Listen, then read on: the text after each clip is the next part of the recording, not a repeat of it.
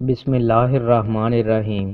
رسول اللہ صلی اللہ علیہ وآلہ وسلم نے ارشاد فرمایا، اللہ تعالیٰ تمہارے لیے تین باتیں پسند نہیں کرتا: بلا وجہ کی گپ شپ، فضول خرچی اور لوگوں سے بہت مانگنا۔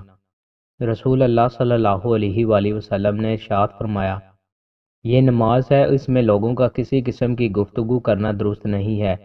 یہ نماز تو بس تسبیح اور تکبیر اور قرآن کی قرات ہے۔ رسول اللہ صلی اللہ علیہ وآلہ وسلم نے ارشاد فرمایا، سنو، قیامت میں سب سے زیادہ فیض یا میری شفاعت سے وہ شخص ہوگا جو سچے دل سے یا سچے جی سے لا الہ الا اللہ کہے گا۔ رسول اللہ صلی اللہ علیہ وآلہ وسلم نے ارشاد فرمایا، جسے کہہ آ جائے اس پر روزے کی قضا لازم نہیں، اور جو جان بوجھ کر کہہ کرے تو اسے روزے کی قضا کرنی چاہیے۔ رسول اللہ صلی اللہ علیہ وآلہ وسلم نے ارشاد فرمایا، کل بروز قیامت جھوٹے گواہ کے قدم ہٹنے بھی نہ پائیں گے کہ اللہ پاک اس کے لیے جہنم واجب کر دے گا۔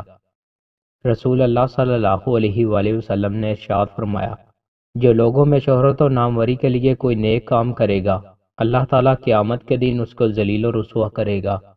رسول اللہ صلی اللہ علیہ وآلہ وسلم نے ارشاد فرمایا، کسی مسلمان بھائی کو اس کی غیر موجودگی میں دی جانے والی دعا قبول کی جاتی ہے، اور دعا دینے والے کی اس دعا پر فرشتہ آمین کہتا ہے، یعنی اے اللہ اس کی دعا قبول فرما۔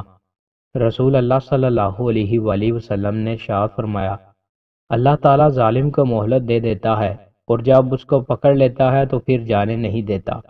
پھر آپ نے یہ آیت پڑھی، ترجمہ: اور جب وہ ظلم کرنے والی بستیوں کو اپنی گرفت میں لیتا ہے تو آپ کے رب کی گرفت ایسی ہی ہوتی ہے کہ کوئی بچ نہیں سکتا، بے شک اس کی گرفت سخت دردناک ہے۔